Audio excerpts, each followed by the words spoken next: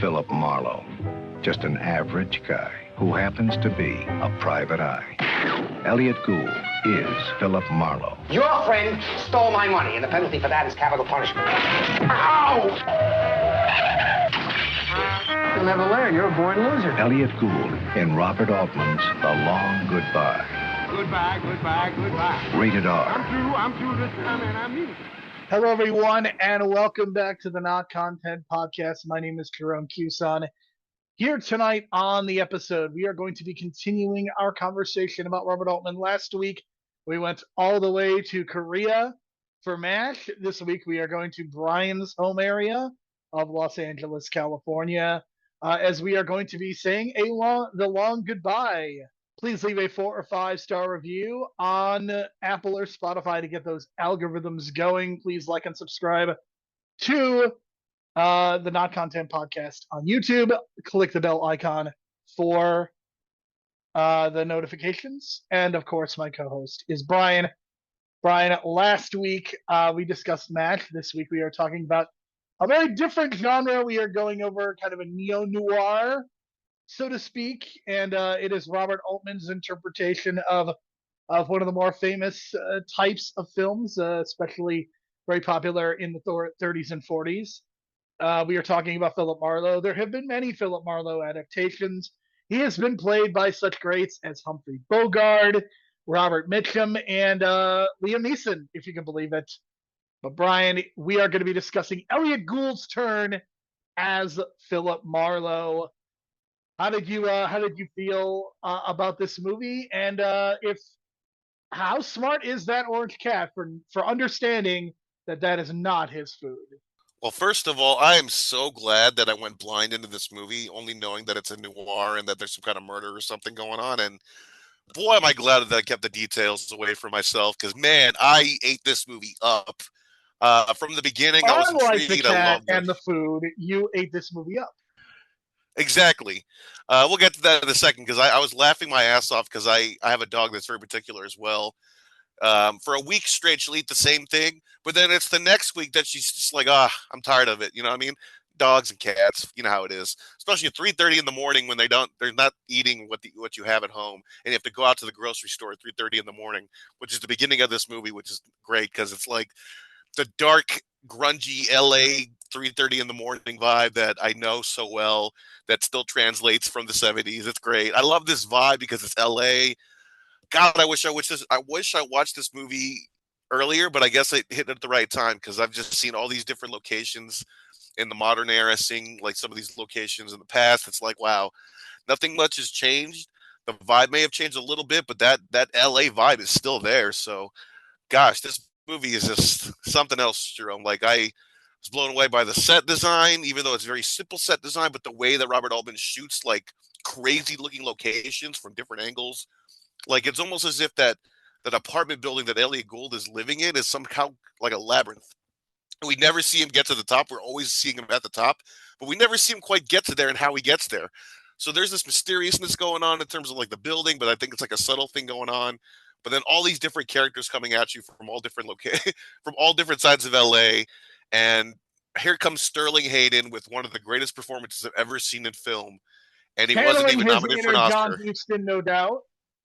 Yeah, and it's like, God, this is like an old man on the sea kind of vibe. You know what I'm saying? Like the old man who's just drunk, a Van Gogh type almost. You know what I'm saying? And he just nails this role. And I'm shocked he didn't get an Oscar nomination. I don't know what the hell was going on, because this is one of the greatest performances I've ever seen out of any actor. Good one, that's for sure. Seriously. I mean, I'm not as high on this movie. I like this movie. I want to be clear about that. I don't dislike it, but this did not hit me as strongly.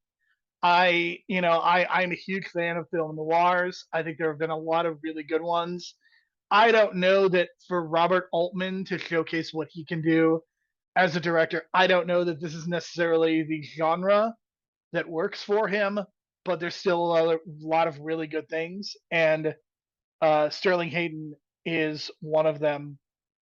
And I think, just to expand on that point, I mean, clearly, again, he is going for the vibe of a John Huston. Like, you can hear it in the accent, you can hear it in the way he talks. This is absolutely the vibe that he is going for, and it's totally reasonable and understandable that he would be going for this vibe because it just works out so well. And I think the issue with the Academy Awards at this point is that they're really competitive in the 1970s. I mean, you look at a lot of these awards, and they're pretty competitive. And you go back and you just look at some of them. So I'm looking at the year 1974. John Houseman was the big winner for The Paper Chase, and this is the year when Jason Miller is getting nominated for The Exorcist. Randy Quaid is getting nominated for The Last Detail. I mean, those are two top tier supporting level performances, and I think that is the issue, unfortunately. But in terms of Sterling, should he have been nominated? Probably. I mean, he's really really good in this role, but of course he is not the lead. The lead is Elliot Gould playing a different character. I mean, he's just as disheveled, but he is organized enough to kind of to eventually solve this crime. And spoiler alert, commit a homicide in the end.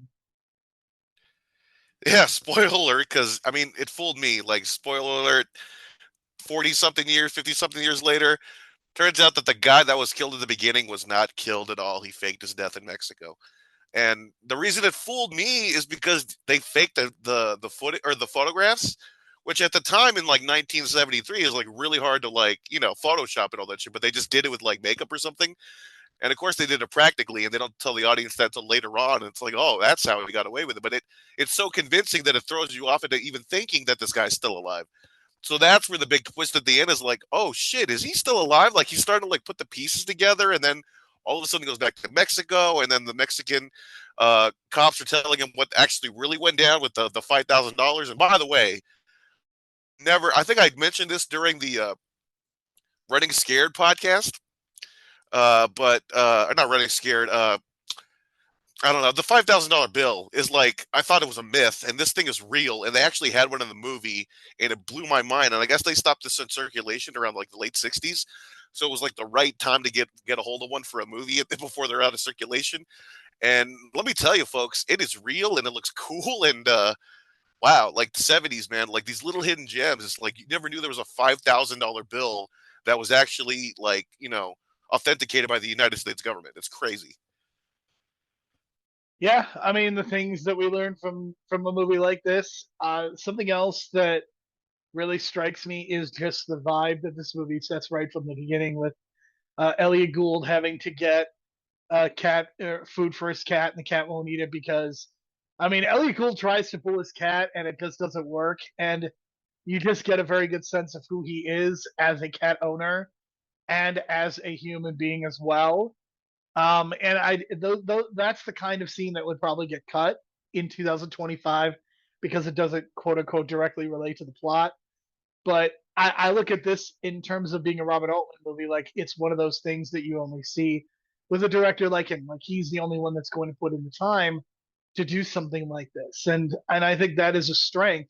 But I mean, to me, I think that one of the issues is that film noirs really are not about the plot. Like, they really are more vibe movies with the tropes of the femme fatale, and the detective who is getting investigated by the police and is always like seeming to get himself in trouble, and he's disheveled, he's divorced, he's probably drunk.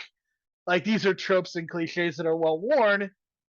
And again, I think that the vibe of this movie is in keeping with the way that Altman does things, like a lot of overlapping dialogue, coming into the middle of scenes. And I think that this movie at times can be really hard to put together unless you're paying very close attention, turning the subtitles on. But in some ways, I think this movie doesn't have the benefit, like Mac has the benefit of just being a series of 20-minute vignettes. Because this movie is a noir, it really only has just the one plot that they're following. And I think it's much more difficult to justify Altman's style in a movie like this as opposed to what we saw in MASH, what we see in Nashville, with all of these major characters. Like really, we're focusing on Elliot Gould's Philip Marlowe, and there are these ancillary characters. And again, you have the great Sterling Hayden performance, but I just don't know that this format works as well for The Long Goodbye as it does for MASH and Nashville. See, in this one, I hardly noticed the overlapping dialogue, only because I guess it's more of a singular narrative, and you got following one guy, and that's kind of the noir style, as opposed to an ensemble cast where everyone's meeting at the same time. So in this case, like, I had no problem with the dialogue in terms of like the audio editing. I don't think it was an issue. The only time you get that overlapping dialogue is really when that gangster and his crew come in. And there's this little joke about how Elliot Gould is like, so you got one of every race, huh? And I was laughing my ass off because that was like a safe way to cover that notion in terms of like getting one representative for each race, especially in LA, which John Carpenter kind of had that similar thing when he filmed his movie in LA. So I just like that little detail about the gang part. But overall, I think the vibe is very similar to The Player, which is probably why I like both films so much in the old noir style. And I think this kind of is almost like a pseudo prequel, so to speak, in terms of like, the soul of it all and the heart of it all. Like it's like a pseudo sequel or prequel to that. And it's, I just love the vibe and this idea that he never sleeps. It's almost as if he never sleeps. It's like he just keeps going and going and going and going and never stops. He goes to Mexico multiple times and never stops. Like, because the movie opens at 3:30 in the morning, right? Like literally 3:30 in the morning, and we just never see him stop ever since then. So I just like this vibe of him never sleeping and just constantly smoking and constantly smoking. And you said it's probably a record of the most cigarettes smoked on film. I don't know. For a single person, maybe, yeah. Because it was nonstop. It was like Pantheon level cigarette movie, that's for sure. Pantheon level. And if he's like starting a scene, he's lighting a cigarette. If he's ending a scene, he's lighting a cigarette. It's almost like a bookend kind of thing. So in terms of character development, yeah, that's great stuff. The wife is underdeveloped. The wife character only because we don't get to hear her motive at the end. Because all we know is like we find out the truth, but we don't find out the motive behind her actually hooking up with that Terry fellow, and actually like covering up the fact that he did, fake his death in Mexico and that whole connection there. All we know is they had an affair. I do want to point out that it feels like Altman had a lot of problems developing female characters up until Nashville, because I feel like MASH, it was a problem. It was a problem in Cave and Mrs. Miller. It is a problem here. Nashville, it's definitely a lot better, but even the ending of that, you could argue like there's still some issues there. This is going to be something that I want to pay attention to next week, because we are very much fast forwarding his career. So I'll be very curious to know when we talk about Gosford Park, how this conversation comes back in terms of the underdeveloped female characters. Also, a quick little note that a year before Gosford Park came out, he also directed Dr. T and the Women, which is sort of a commentary on that criticism, but it's very much just Richard Gere surrounded by beautiful women in this town. So yeah, but in this case, like it's underdeveloped because we have this great dinner sequence between Elliot Gould and the wife before the suicide sequence with Sterling Hayden, which is a great sequence. The way it was shot, it was just so chaotic, and the dog barking the whole time really added to the chaos and like the franticness of it. But I just felt like it was alluding to like an affair, but it didn't go that far. So you're like, okay, this character Elliot Gould is playing this Marlowe character knows to not fuck around, right? And he's not like fucking with the wife or whatever. He's just kind of playing it cool. Yeah. And then we get the reveal, and we never hear why she sided with the other guy, and the money issue, and somehow she just covered up she came up with $380,000 just to cover up or prevent like the gambling debt from being paid off or whatever from that gangster. So she's got all this money. It's like, wow, like she paid off his debt. The money went missing and she just paid off the debt, and she's still like hooking up with the guy in Mexico. It's like, where did all this money come from? And you realize it's all coming from Sterling Hayden, really. And it's all kind of like this very, like we're rich, we're bored, we're hooking up with each other's wives and husbands gimmick. And then Elliot Gould gets thrown in the middle because all of a sudden these murders happen. So that's kind of where it's at. And this LA vibe in the early 70s, like I love the motif. So that's kind of where I'm at in terms of that. The colors are not that great. I'll be honest. Like the colors are not great, but I mean, that's not when when you sign up. Right. And again, I think he did something with the picture because it looks blown out. And we watched it on Tubi, right? I watch it on Amazon Prime. But it's Well, I still, watched it on Tubi. Yeah, same one, but that's I that don't know. I that don't Robert know Altman whether it's quality. I mean, that's what he does. I mean, all his movies look dirty. I think that's absolutely what they're going for. Do you realize who did the score for this movie? I did not, but good score. I mean, it didn't stand out too much, but it fit the vibe for sure. Didn't John overwhelm Williams me as did well. the score for this movie. Wow. Wow. Okay. Very interesting considering that also a cameo by Arnold Schwarzenegger is one of the henchmen, and Yeah. he strips down to his underwear. And that's a whole So I different want scene right there. I want to But point yeah, out that Sylvester Stallone, you could barely see him in MASH, but you could definitely see Arnold Schwarzenegger in this movie. And I mean, look, clearly you can see why he was cast based on what happened, but it is greatly amusing to me that two of the biggest action stars of all time got some of their earliest work in movies with Robert Altman of all people. starring Elliot Gould of Yeah, I anybody. mean, It's very, just very, it's very true. crazy. And I was kind of like poking fun last week that, around this time he was kind of known as a sexy leading man. And look, man, they even make jokes about it in the movie, so I get it. So, I mean, the for that the TV time, guy, the he TV fits the guide role. cover with Grover is a meme at this point. You know the one I'm talking about? Is that the one where he's got the mustache and the cigar? Yeah, he doesn't have a cigar. I mean, he's with a Sesame Street character, so there's no Okay. cigar. Maybe I'm just Mandela affecting You that one, you but need yeah. to you need to look it up on your own. But yes, there is a TV guide cover with Elliot Gould without a mustache, with Grover from Sesame Street. Who would have thunk it? Who would have thunk it? Ross's dad, right? So, I mean, that uh, is also true. Yeah. yeah.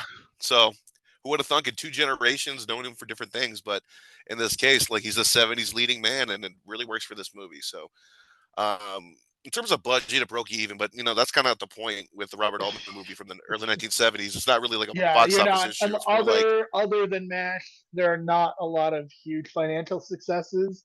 Like in terms of critical success, the player definitely got more recognition than a lot of his other movies, especially the latter part of his career. But yeah, I mean, this is a movie that I would say has grown in critical acclaim. At the time, definitely was kind of regarded as a mixed bag, but it is in the National Film Registry now and will forever be preserved. So clearly, it has grown in significance, even if it is not hugely financially successful. and let's make some things clear. Like there are some really controversial scenes, characters in this movie. Like we mentioned, like Robert Altman and female characters, and there are a group of women Yeah, living together in the apartment building who are hippies that I don't know. They're probably not lesbians. All the guys think they're lesbians, but they're really just doing they yoga, are consuming drugs that are not legal. That is for sure. which are probably legal today, to be honest, because they asked for brownie mix at the beginning of the movie. It made me think, oh, they're They just eating a lot of do edibles. they do ask for brownie mix. That is a true fact. Yes. Yeah. So, and they're doing yoga topless, which is totally fine. I have nothing against that. And they're just kind of in their own world because even when Ellie Gould knocks on their door and like checks in on them, they're just like stoned and zoned out. So that is definitely a scene from It 1973 feels in very LA Los in a Angeles in the balcony. 70s. Very Los Yeah, Angeles in totally. the So, time, yeah. and they don't really have an arc. They're just there. And you would think that they were going to find the cat, and they never find the cat, which is disappointing because the movie ends in Mexico. So we never got that final shot of the apartment. But I would assume that the cat comes back and they never thought of it or something. I But, mean, the cat is mad that he didn't get his food. He didn't get the right food. yeah, we know. And you can't fool a cat by mixing egg and tuna, which is, I don't even think a cat would eat that today, to be honest. That's kind of gross. It is gross, and cats are very particular compared to dogs. So we know that for a fact. Oh yeah, in a big Um, way, and especially because it's and a dumb orange too. and there is a commentary on that in this movie because we know that Sterling Hayden's dog is super big and aggressive compared to like his cat. And then there's a line about Sterling Hayden goes like, "You have a cat? You're a cat guy?"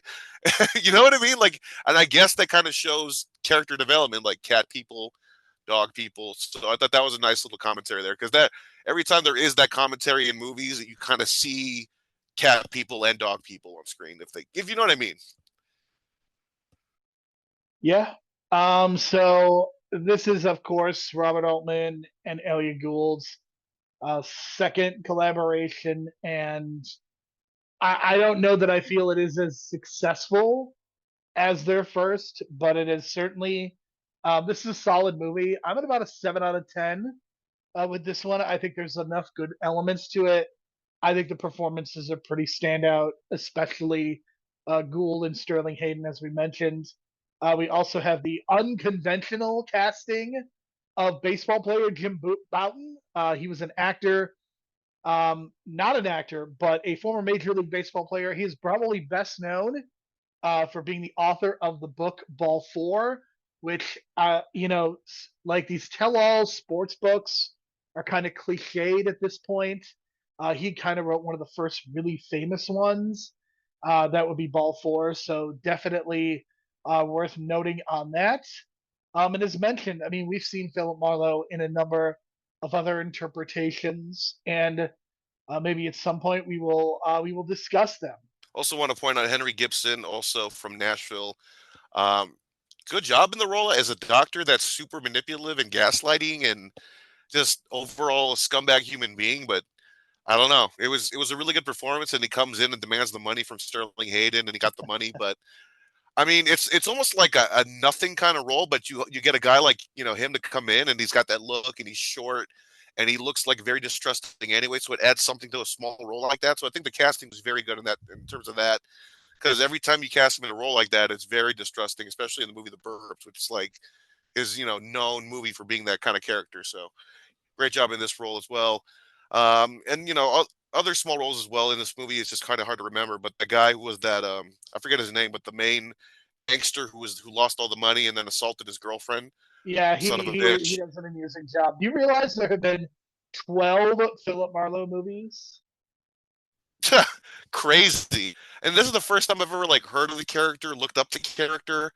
So I'm I I'm mean, kind of I would say fascinated now. the I most might go on a famous deep dive. version, the most famous one I would say is The Big Sleep from 1946 with Humphrey Bogart as Philip Marlowe. That is probably the most famous one.